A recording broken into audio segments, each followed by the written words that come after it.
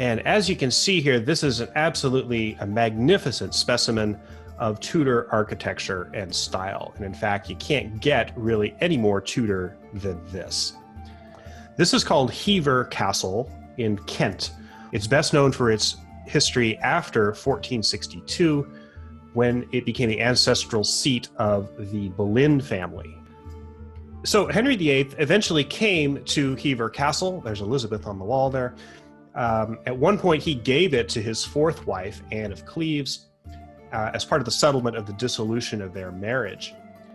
So it was the reason why we're here in Dunstable Priory is because it was here in this church, and I believe in this very room, in May 1533, that Archbishop Cranmer and several other bishops held sort of a trial of Catherine's marriage.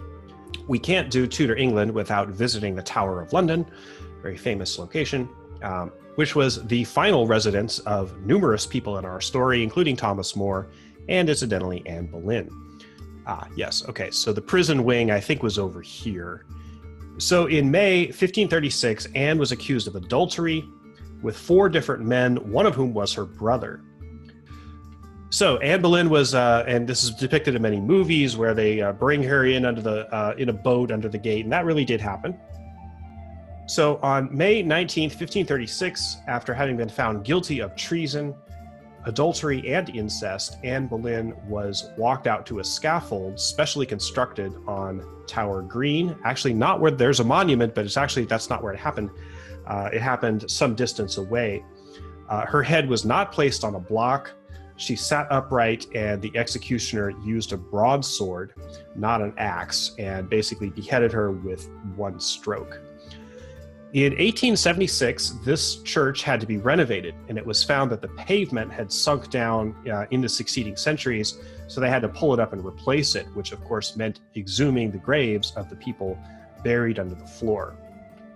So when they did this in 1876, Anne Boleyn's skeleton was found right where they said it was, and the head was in fact with it. So today, the location of her grave is marked on the floor of this chapel.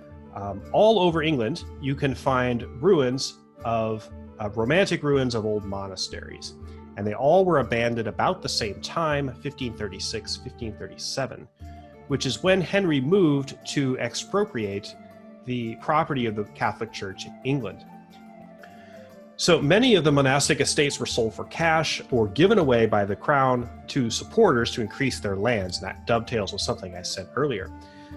Many of the stones, the reason why this is ruined is many of the stones were carried away and sold and incorporated into the big manor houses that, not surprisingly, enjoyed a huge resurgence in the late 1530s.